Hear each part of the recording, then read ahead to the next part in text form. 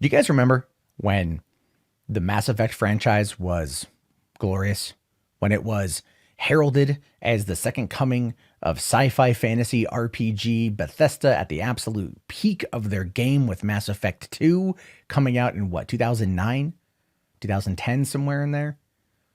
And everyone really excited, really waiting for Mass Effect 3. And of course, the media promotion for Mass Effect 3, what EA did to promote Mass Effect 3, by even launching copies of the game into space, was how hard they were trying to push this game. And then, of course, the game came out and people realized that everything you had been told, that your choice matters, that your journey as Commander Shepard matters, that things that you choose, actions that you take, your game saves matter in the end when you fight the Geth and you fight all the bad guys and you defeat it all.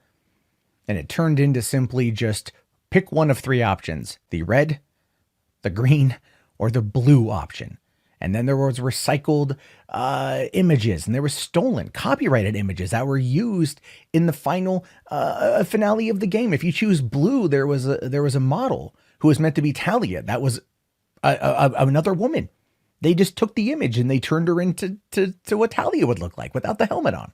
There were so many problems with that. And then there was the fan backlash. And going back as far as I can remember, that's like one of the very first major massive fan backlashes. And I think one of the reasons why we see so many of them today was because Mass Effect 3 garnered a response, but a response in a couple different ways. It got a response from the gaming press, who outright vilified it, who vilified people who were coming out and complaining about this game in 2012. It felt like a precursor roughly to Gamergate, because you had the media attacking consumer revolt, consumer outrage over a product that had such a disappointing, terrible ending, and one that just felt like it was so slapped together when it was coming off of pure 10 out of 10 greatness in the entry before it.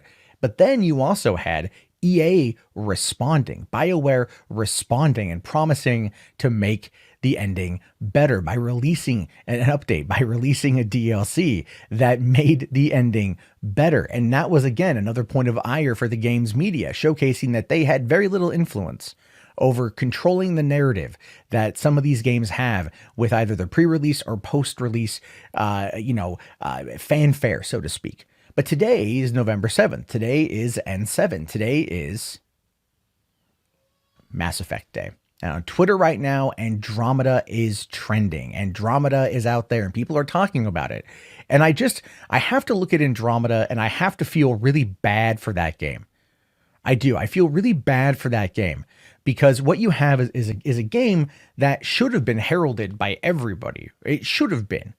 But it had such a poor legacy to hold up to, or to stand up to. It had such a poor legacy to follow up with, I should say. Because it came out in 2017, I believe. And then you had 5 years before that was Mass Effect 3, and EA and BioWare probably thought that in the meantime, no, they have absolutely positively created a game that's going to live up to the legacy of Mass Effect. It's going to keep it going, push it fast, Commander Shepard, give it 600 years in the future, new characters, new stories, new races, all of these things. And what you're going to see is going to be the rebirth of Mass Effect, because it's not being made by BioWare, it's being made by, I believe it was BioWare Montreal. I think I could be wrong. But then the game started showing promotional content for it, and it didn't look very good. The game started showing a bunch of other content, and it just looked terrible, buggy mess. It was bad across the board. And then it came out, and it was a buggy mess. And you had terrible writing, and you had terrible gameplay, and it just felt like this lesser entry into the Mass Effect universe. What should have been a glorious return was instead a mediocre, it's a game. I mean, even Metacritic, which it's based on its 61 critical reviews, gave it a 71, which is a low grade, but not the end of the world. However, out of the 3,639 user reviews, the game basically got a 4.9. And that 4.9 spread. That information spread. All the images of the game's buggy nature spread. Everything about it spread. And that was, I believe, ultimately the beginning of the end for BioWare as a company, as a brand, as a name. Because not only did that game scuttle an entire studio, it was on discount and clearance within the first month. it had already lowered itself in prices. There was a time I was at Walmart and found a copy of Mass Effect Andromeda for $7. And I took a picture of it and I put it on Twitter and I was all like, $7 for Mass Effect Andromeda. And the general response was, nah, still too much. And there are people out there who do enjoy the game, and that's good. There are people out there that really enjoy the game, and I'm glad that they got the experience out of it.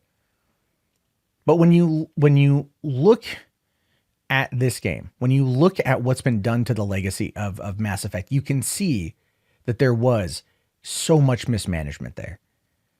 EA wanted a follow-up because the trilogy, despite the ending and that controversy, sold very well, was very popular, and fans did want more. But if you are not going to put your core team, your main team, the main devs who built it up for 1 and 2 and 3, and I do, by the way, think that a lot of the ending problems did come from the fact that EA had some creative input that wasn't really that great. Why not put them on this game?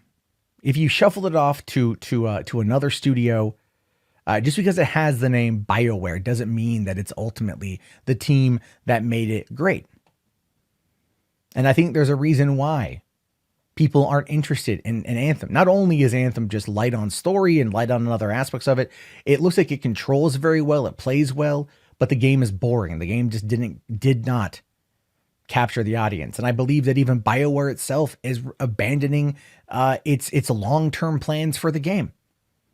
And this has a lot to do with how EA ran it. So if you are out there today, if you are on Twitter going like, it's N7 day, bring back Mass Effect, bring it back, Andromeda wasn't that bad, perhaps you should be tweeting at EA to say, make Mass Effect great again. Cancel Dragon Age 4, because that's crap. No one's going to care about that crap. Number 3 was enough. Stop trying to turn everything into what appears to be a service, because that's kind of what these games feel like. Even with the multiplayer being a fair amount of fun, it still feels like it's more aimed towards that. Focus on good single player stories. Focus on a good campaign with good characters. Get new writers in there if you have to, but people who fundamentally get the sci-fi experience. And don't skimp. If you want to make Mass Effect great again, give us another Mass Effect game a couple years down the road, but throw everything you have at it. Throw every aspect of BioWare at this game, but make sure the core company is the one who's doing the primary work on it. Treat it like Red Dead Redemption 2. Rockstar's absolutely glorious, amazing game that is actually a year old now. It's really weird to think that it's a year old, but it's an amazing experience and one that it took 10 studios to put together, but they took the time to make it right. EA doesn't feel like they ever take the time to make it right. We are in a different world now when it comes to open world exploration, and we demand better. And that's what you need to do. That's my message for N7 Day. It's a shame what happened to BioWare. It's a shame what happened to Mass Effect 2 years ago. It should have never have happened. But it is a direct result of EA's greed and their inability to properly organize projects and get it to the right people, especially when it comes to anything that's not sports related, because those are just copy pastes of the year before with new player skins and maybe a new feature. Oh, and a buttload of microtransactions, because that's where they make the most of their money. But God forbid they put any kind of real effort into making a good science fiction game. With Respawn dropping Jedi Fallen Order next week, one can only hope the game's going to get good reviews and that it's a turning point for EA as a publisher and Star Wars as a video game brand. But when you look at Mass Effect, it's been about 7.5 years now, a failure. And people want it to be good. But EA and BioWare have to also want it to be good. And that's where I think the difference is. However, I'll leave it to you, your thoughts, your opinions. Let me know down in the comments below. I'll talk to you all later. Have yourself a great day, and peace out.